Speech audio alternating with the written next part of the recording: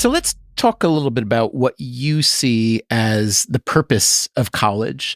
I've heard you say that some people use it for chasing status, was your phrase, while others use it to prepare themselves to improve not just themselves and their families, but society. So what do you see as the mission?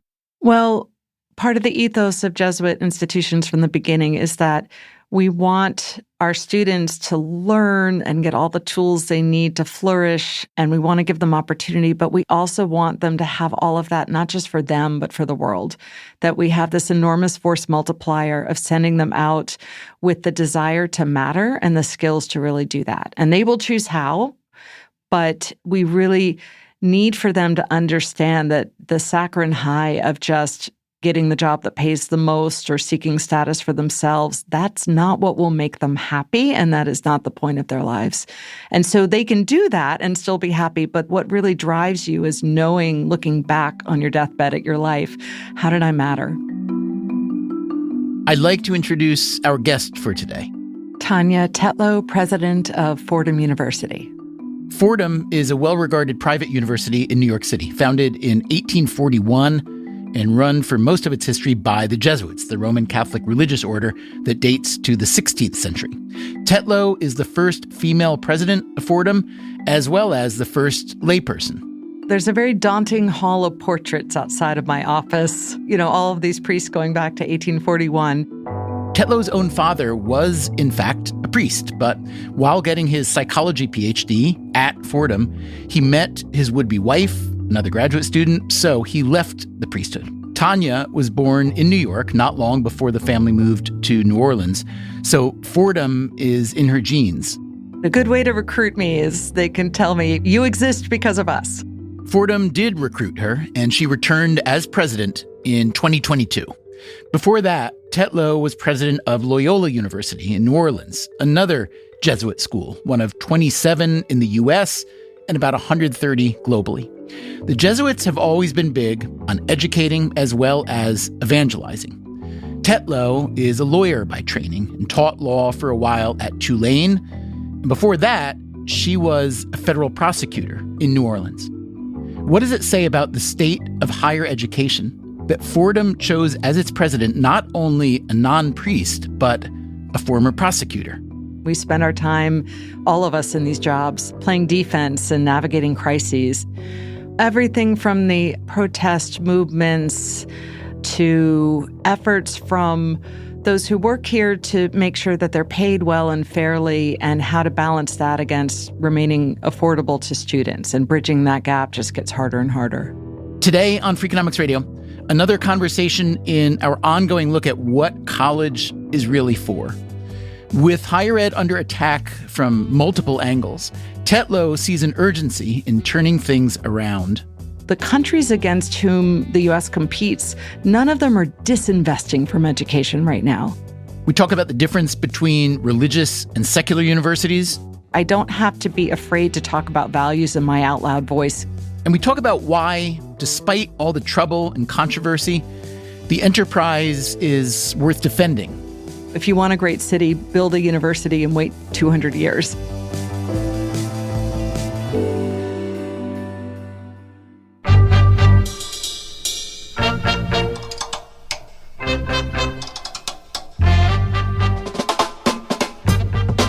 This is Freakonomics Radio, the podcast that explores the hidden side of everything, with your host, Stephen Dubner.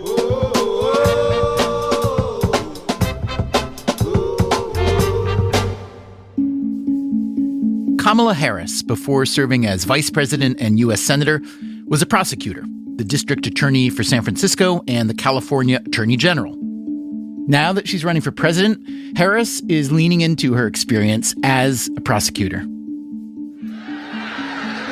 So in those roles, I took on perpetrators of all kinds.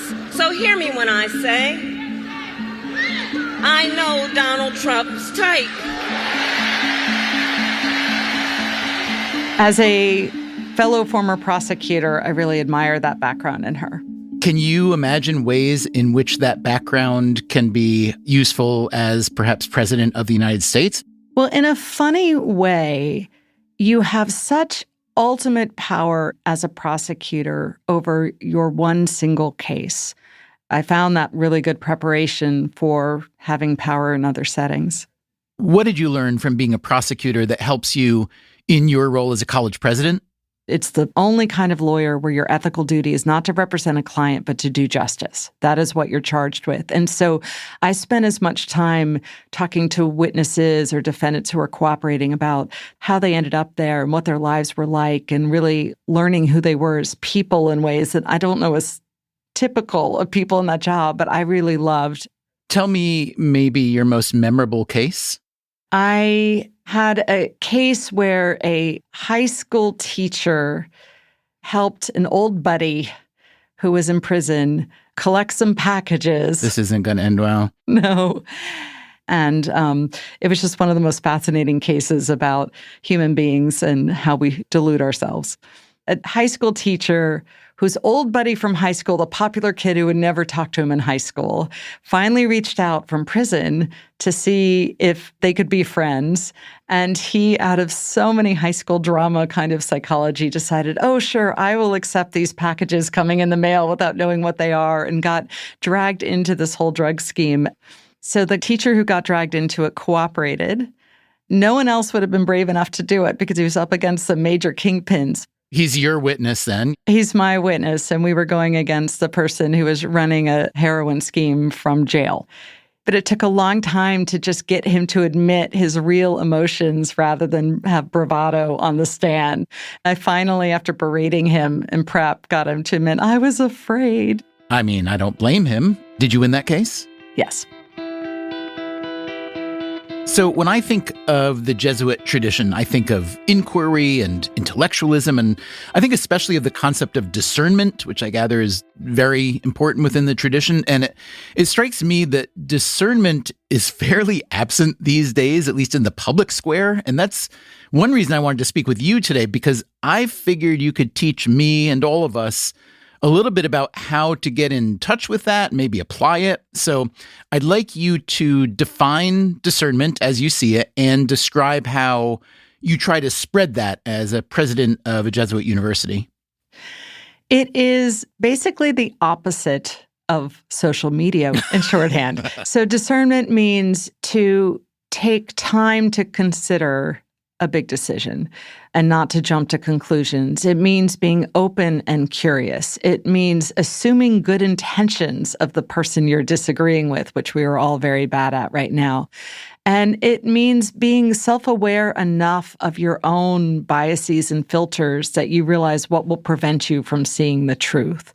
And right now, I think we're all feeling the pressure to teach those skills to our students, especially this fall as we approach the election and all the turmoil that society's going through. How do we double down on teaching those skills when they have become so countercultural? Yeah, but I would imagine that you are recruiting for students who already buy into the notion of discernment, no?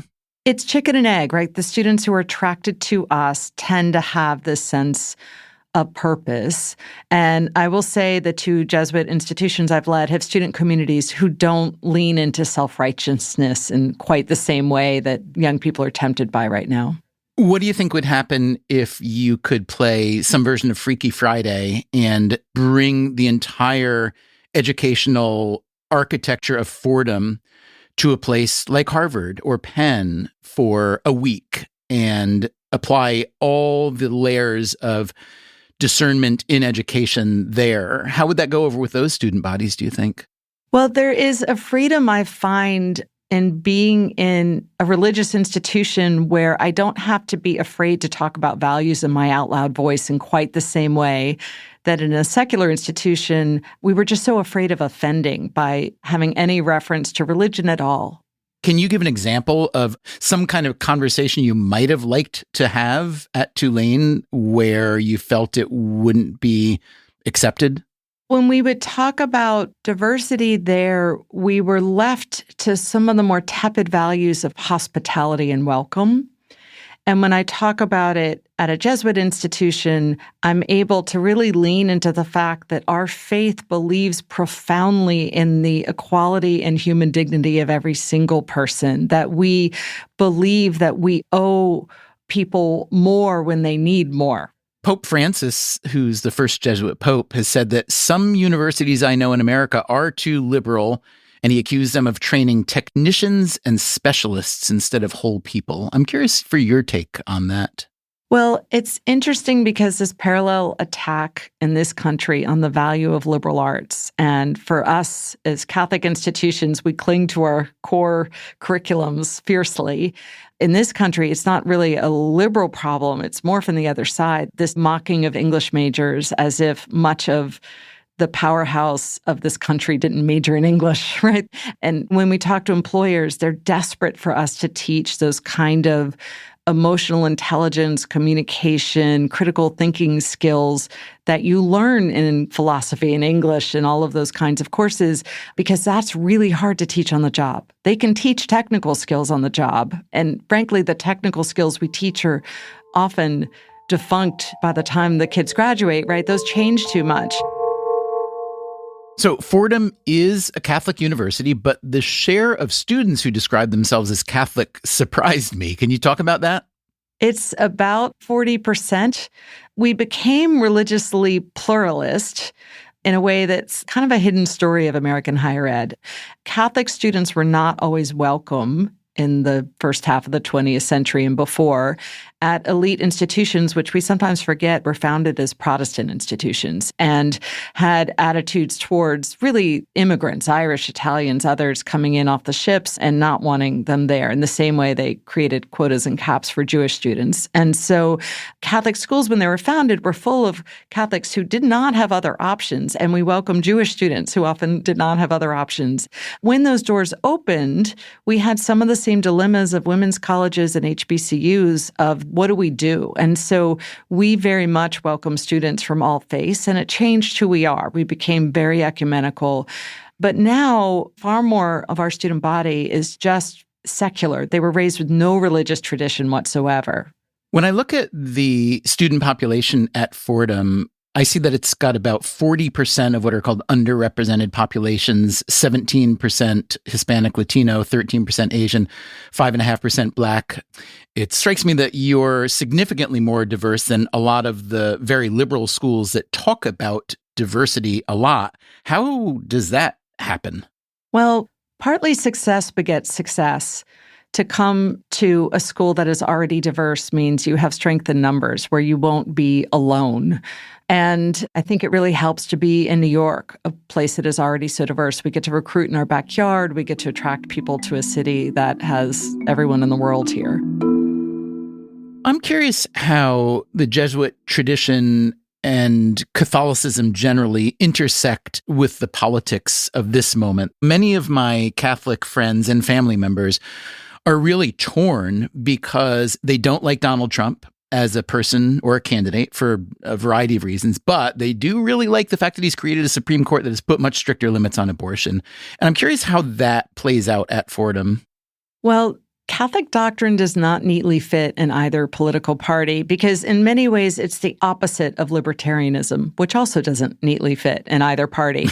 So, Catholic teaching would be somewhat more conservative, restrictive on social issues, but far more progressive on economic issues than the Republican Party, right? Catholic social teaching to many more conservative Catholics seems incredibly radical, but it is in fact the doctrine we've had for a very long time in the church, and it's pretty clearly what's in the Gospels. Give an example of that for those who don't know. The Catholic Church believes profoundly in caring for the poor as a priority, caring about the right to organized labor, racial justice, all of those kinds of issues that don't neatly fit with a Republican Party that does care about restricting abortion and other things. In American society, we've always had a balance that was critical between individual rights and a sense of community and responsibility.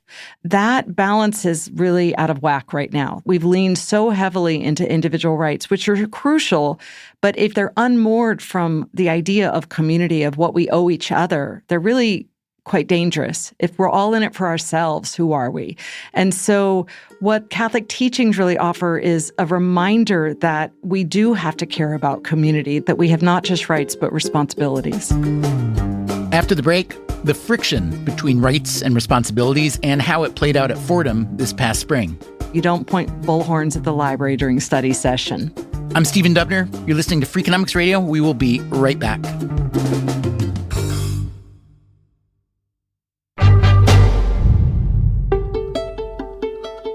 As president of Fordham University, Tania Tetlow oversees roughly 17,000 students and 750 faculty.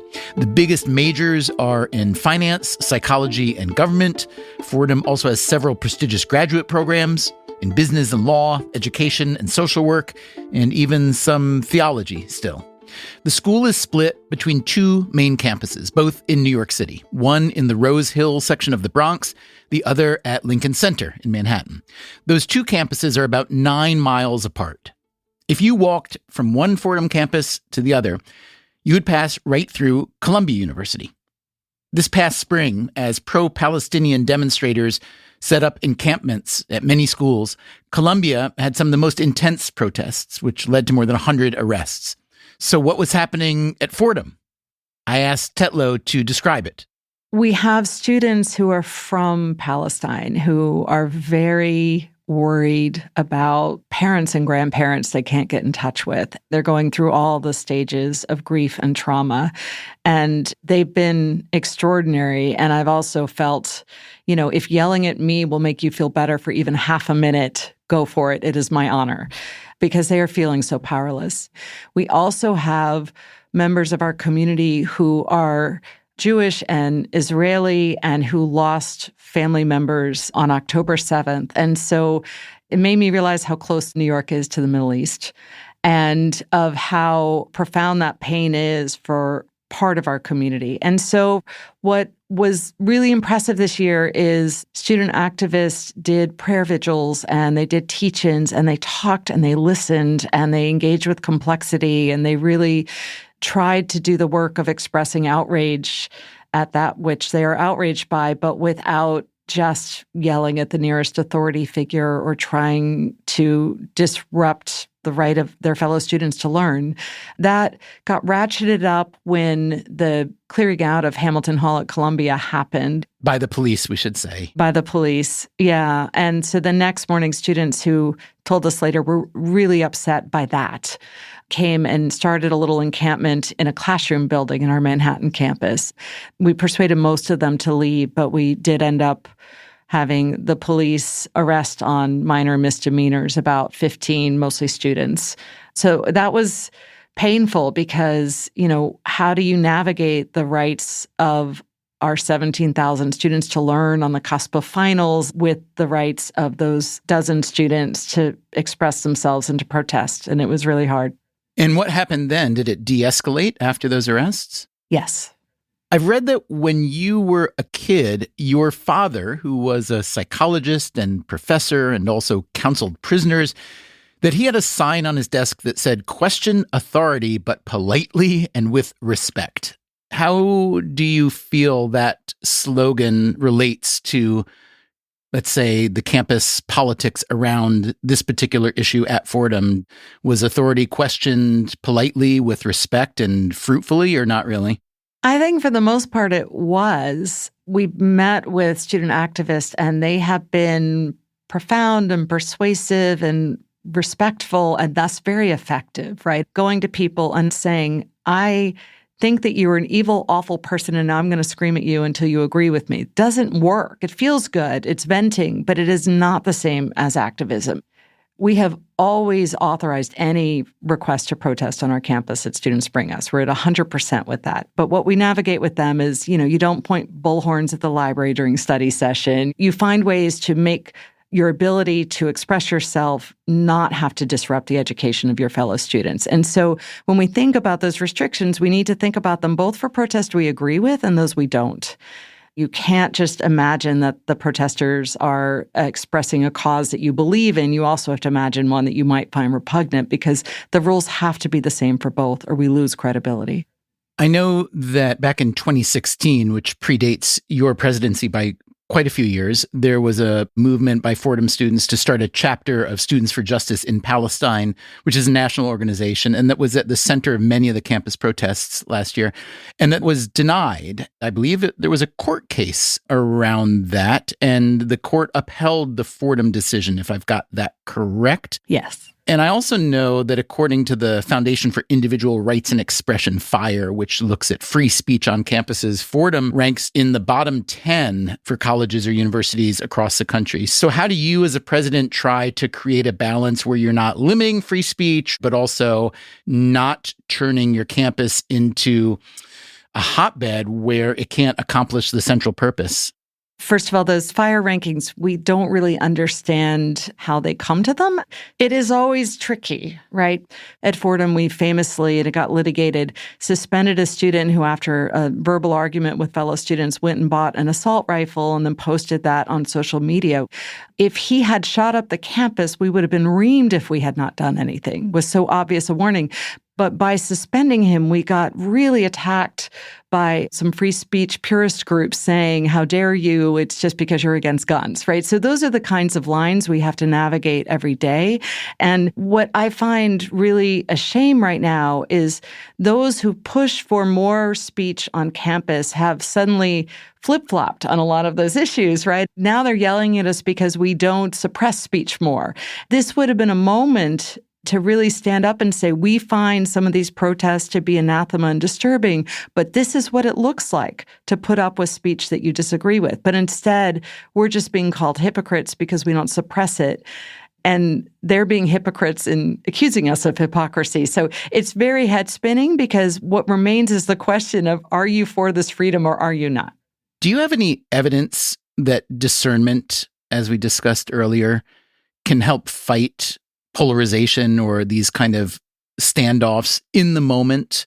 I know from our faculty that every day in the classroom, they try to not just teach knowledge, but the skills of discernment, of what it means to have reflective practices where we're going to really think about what we learned and stop and take time. This is something that, as a law professor, is part of our ethos. I need for you to articulate the other side of the argument, not because we're morally relativist, but because you can't know the strength of your belief until you're willing to think about the other side. And as a lawyer, your job is to argue the best case for whoever you end up representing, which I guess is a way to train in seeing the other side, yeah? Right. I mean, legal education has a leg up in this because we've always done this work. And I think our faculty do a brilliant job of navigating how to take the temperature down when people disagree, how to say, okay, you are attacking the other student who you disagree with, you're attacking them personally, you're assuming they have bad intentions, you're not listening to them. Are you sure this is the job you want? I mean, it's a hard job. It is a very hard job, but I do love it because it matters. And sometimes things are hard because they're important. So one way universities are important, or at least supposed to be, is as an institution that can build social trust. Researchers who study this argue that universities and the military and even sports teams are places that do this well because in each case, you've got a bunch of individuals from different backgrounds coming together with a common goal, or at least as part of a community. And I'm really curious how you think about, I mean, this is an absurd and large question, but how you think about the rights and role of the individual in a community or society today with Fordham as the microcosm of that. Well, universities are one of the places of great hope. We do bring people together. And that's not just the obvious demographics. It's also rural and urban. It's different backgrounds economically. It's just different upbringings. And we've leaned into that from a progressive point hard, but also that they find commonality, that they have so much more in common when they least expect it. I think that our job is to express both and to treat diversity as we used to be allowed to do before the Supreme Court banned it, but about that quality of community and what it means. And so the court has continued to allow that in the military academies because they understand exactly how valuable it is there. They've now forbidden us from overtly considering that in admissions. But regardless, we have the opportunity in our communities to really encourage, nudge, persuade students to know each other, to lean into that. For example, Greek life can be wonderful, but it can also divide. So we don't have that here. We try to find ways to get students to bond that aren't the obvious finding people from exactly your tribe, but really reaching out across that. But it is... What's a for instance of that? Of kind of making student organizations really more about interest than about identity or self-selection and exclusivity. One of the most important places we teach is in the residence halls, right? Of how we use peer mentoring, because we have RAs who are just a little bit older than the students that they're mentoring and thus have credibility that we don't. And of how they're on the front lines of navigating that profound loneliness that modern society has created. Social media sort of buries them in connection that is empty, especially after COVID when they were literally isolated. They have to learn the skills of how to really be with each other. And we're now having to teach that in ways that we didn't 10, 20 years ago. After the break, Tania Tetlow on university finances and pricing. We're stuck in a really stupid pricing model. I'm Stephen Dubner. This is Freakonomics Radio. We'll be right back.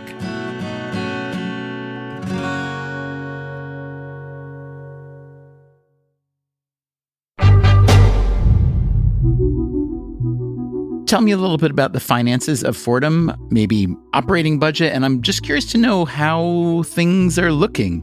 It's going well. We're not in the kind of crisis that most of higher ed is in right now financially, but it's still a squeeze every year. We're hitting the ceiling of what American families can afford to pay. In a world where we very much want to have normal and fair and generous pay increases for all of our employees, we're basically a service industry. So most of our budget goes to our people. And so those pressures are hard because we're pretty tuition dependent to pay for that. Our budget's about $700 million. Most of that is for the people we hire. It's very labor-intensive work to teach and serve and then maintain a campus. What's your endowment at Fordham? It is just about $1 billion. Okay, so that sounds like a lot of money to the average person, except Harvard's is $50 billion. Exactly. It's hard fought for a school that mostly taught first-generation students for so many decades, almost 2 centuries. It's sort of like a museum endowment, that interest on that is what supports us. And in our case, very specifically supports primarily scholarships. And for us, it's, maybe 5% of our budget. It's not like an Ivy League that's no longer dependent on tuition because they get so much revenue from their endowment. What would you do if you had a $50 billion endowment at Fordham? Well, we'd be able to fully meet need for all of our students, first and foremost, which would be a joy. And, we'd invest in everything that we want to do and our ambitions. Like what would that be? It would be research, but it really matters to keep that in balance with the quality of our teaching. So, research prowess that also means those faculty are in the classroom every day teaching students. We are so strong in the humanities and law and business, and to really be relevant and at the table, we need to connect with what's going on in AI, with how to wake people up about climate change and find answers to the threats to democracy all over the world. College is just absurdly expensive. Fordham is in the $60,000 a year range tuition. Is that right? Yeah. So talk about how you deal with financial aid, whether it's need-based and also merit aid. So we are need-blind in admissions, but we are not one of the handful of schools wealthy enough to fully meet need. And so that is our biggest priority. The biggest part of our budget is making ourselves affordable. We're starting to try to shift more of our money from merit aid to financial need. The advantage of merit aid is you attract top students, you make them feel more special because of the scholarship. The disadvantage is, of course, some of those students who are the top students also have need, but some of them don't. And so you're spending money that you'd rather spend on those who can't afford to be there. But we're stuck in higher ed in a really stupid pricing model. The part that we know about is the price discrimination where we charge the wealthy what they can afford to pay and thus supplement those who can't. But the part that I think is hidden is that the market really drives sticker price being high because sticker price signals quality. The elite schools tend to have more of the barbell, the very wealthy and those really struggling. Most of us have far more of the middle class who often, frankly, get squeezed out of the elite schools. When schools like ours reduce our sticker price to what we tend to actually charge on average, those schools have tended to fail because the consumer is suspicious that that school is not as good because it does not charge as much. So what is your actual average price that, let's say, an incoming freshman will pay this year with a sticker price of around $60K? What will the actual average be? $30. Wow. Well, there have been accusations that colleges and universities have colluded in the past. Sometimes they've been busted for it. There are others who argue that they should collude more. And I would think that this would be a case where collusion would be good to fight this very problem that you're talking about. Has there been any progress toward that? So there's a world where we would all say, okay, let's all lower our prices to what we really charge, because that sticker price is so disheartening and so scary to those without the sophistication to understand it's not real. But we're not allowed to do that. We can't collude on price. So this is where the market is, it sounds silly, except that when you go to buy a jacket, and there's one jacket that's $100 that's 50% off, and one jacket that's $50, even if they're the same jacket, you're going to go for the first one, right? This is human psychology. This is how we all behave. And if you get the 50% off because you are special, because you earned the scholarship, it makes you feel even better about it. And so it is very hard for us to break out of this system. Let's talk a little bit about growing the size of student populations. Historically, the college population in the U.S. rose and rose and rose and rose and rose, but then it hit what looked to be a bit of a ceiling, and it's come back down a little bit. There are some schools, however, who just don't like to grow. There's research by these two economists, Peter Blair and Kent Smetters, that finds that elite colleges have mostly capped their enrollment numbers since the 1980s. Their argument is that those caps have to do with mostly universities wanting to maintain their prestige, protect their reputations. And they argue in a kind of quiet voice that this is a shame. The idea being that if these universities are so good and so elite at educating people, they should educate more people, just like any firm that's successful wants more customers, not the same number. So let's just start with that. Your thoughts on the notion that elite schools keep their populations about the same, why they do that, and why you're not thinking like that. When you look at when elite schools stopped growing, it was exactly the same time U.S. News introduced the rankings. And those rankings, until very recently, encouraged a major category of selectivity. It created these profound incentives for all of us, but, the elites who battle with each other for top dog, to reject as many students as possible. That's how you were measured.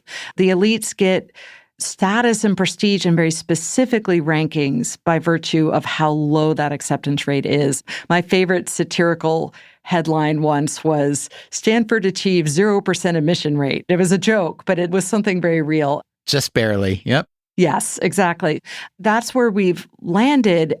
The idea that the solution to this is to get a few thousand more students into those elite schools, I think begs the question of why they are the answer. Because what the rankings also did is it took a higher ed system of glorious complexity and variety, about 4,000 nonprofit schools, and it put us in line order when really we're in clumps of ties. And it was never true that you could only get a good education at a handful of schools. I think to buy into that, to say that that should be the focus, really ignores the fact that there are probably 100 universities in this country that provide the same kind of academic excellence. And we need to remind ourselves of that, because the more we just play into the rankings game of chasing status, the more alumni get status from giving to those universities. We've really ratcheted up the cleaving between the haves and have-nots, and that gets worse and worse. So Fordham, I believe, has increased enrollment by about 10% over the past 10 years. Does that sound about right? I think so, yeah. So talk to me about that. When you're trying to grow, especially in a city like New York, what are the big challenges? Are there enough good professors? What does it mean for facilities? Are there enough students that you want, and so on? The biggest challenge is students, because right now we have a demographic downturn in the number of 18-year-olds generally, and that will peak 18 years after the 2008 recession started. People dramatically had fewer children. But we also have a drop in the percentage of Americans going to college, and that has been rather dramatic. It's a mix of COVID and then most recently of the FAFSA form debacle. So you may have seen in the news, but the Department of Ed stumbled for all sorts of reasons to redo the FAFSA form. In case you haven't seen the FAFSA debacle in the news, FAFSA stands for Free Application for Federal Student Aid. It is administered by the federal government. This past admission season, there were technical problems that meant FAFSA came online 3 months late and then sent inaccurate financial aid offers to around 1 million applicants. What it means is that for most schools, they're looking at a decline in their populations, and in community colleges, especially a quite dramatic one. So for any school other than the very, very elites, to grow is not possible right now. What I worry about is that for most of higher ed, they're just not going to be able to make it anymore, and the country will suffer so much from that. We understand still as a society that K through 12 is a right, is not seen as some kind of commie experiment, but somehow higher ed is not seen as a right anymore. After World War II was the last time the economy really shuddered to a halt because we weren't building weapons anymore. And Congress made the brilliant decision to invest in all those millions of veterans coming home from the war who would not have jobs to say, we will pay for your education. And it fueled so many Nobel Prizes and Pulitzers and the rise of the middle class in the 50s and global economic dominance in the world. It was such a smart thing to do. And yet now we're doing the opposite. The Pell Grants, which when they were unveiled in the 70s were enough to cover tuition, room, and board for most schools, now are a pittance. And states are disinvesting from their public institutions. China's not doing that. The public's perception of academia has fallen a lot. It began on the right, but now the left is catching up. There are many perceptions out there, one of which is that college campuses can be hostile to young men. Fordham is now majority female, I was surprised to see. There's another perception that colleges are hostile to anyone who leans even a little bit conservative in any dimension, students and faculty. There's the perception that it's too expensive, it's too exclusive, it's not useful enough in the real world. So how are you reckoning with that general perception of decline? Well, it's hard because there's great political benefit to tearing down trust in institutions. It's easy to do. It resonates with people who are understandably cynical. And once you've done it, it's done. And it's very hard to rebuild. You know, all of higher ed has become majority female, and that's a much deeper topic to grapple with and one I worry about as well. You worry because there are all those men who are not getting involved in that kind of system? Exactly. I think men are opting out of the opportunities that they need in an increasingly knowledge-based economy, and we will all suffer as a result of that. And so I worry about that. So the return on investment is sort of laughable because when you look at the data, it is so clear, the financial return on investment, right? Which just proves that you can make things up and they stick. And I would say that part of what I find really offensive are politicians saying that it's not worth it to go to college, none of whom say that to their own children. None of whom didn't go to college either. Exactly. And law school on top of that. And graduate school. So, you know, we've become a political football of late in ways that make us really vulnerable. But what's so sad about that is, you know, the countries against whom the U.S. competes, none of them are disinvesting from education right now. We are shooting ourselves in the foot in profound ways when we decide for political points, we will take away one of the great higher education systems in the world that's been the envy of the world for so long. We're going to keep pulling back from it, pulling funds, pulling credibility and trust, all for scoring political points in a temporary way. If we're going to talk about the attacks on institutions generally, let's not ignore the one that you're associated with, which is the Catholic Church. That's a case where it mostly revolved around the priest sex scandals that have been revealed and the cover-ups, really, of the past 30 or 40 years. I haven't seen numbers lately on the perception of the Catholic Church as an institution, but I'm guessing it's fallen very similarly to the way the reputation of colleges and universities have.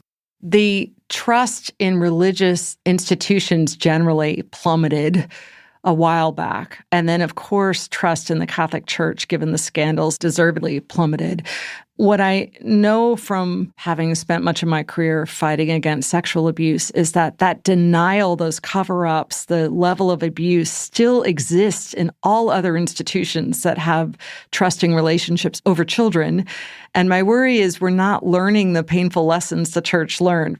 What other institutions do you mean? We're seeing scandals emerge from Boy Scouts, from other religious institutions, but also the vast majority of child sex abuse happens within families. What I used to do every day was to go into court and beg judges to care about that. And they found it so depressing that they just decided it was made up most of the time.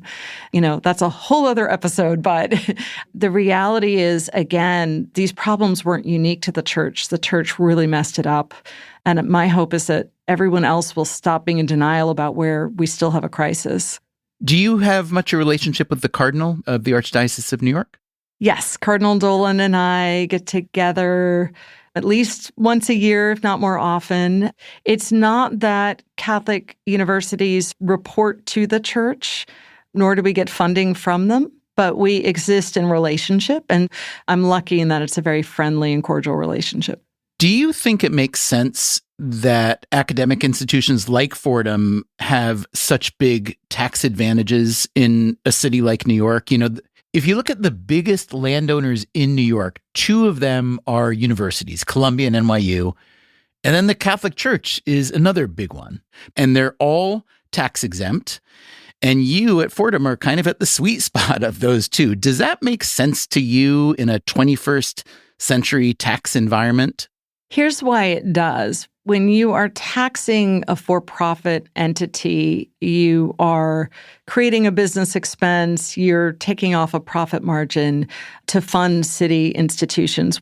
The idea in general is that if you are a nonprofit civic organization doing good for the world, we'd rather you spend your money doing that. We are huge economic engines for cities. Senator Moynihan had a great quote that if you want a great city, build a university and wait 200 years. So if you were to design what will make an economy flourish, it would not just be the infrastructure taxes pay for, it would be great universities. If we were looking ahead to Fordham, let's say 20 or maybe even 50 years from now, in what significant ways would you like it to be very different than it is today? You can keep all the good stuff, but what would you like to change?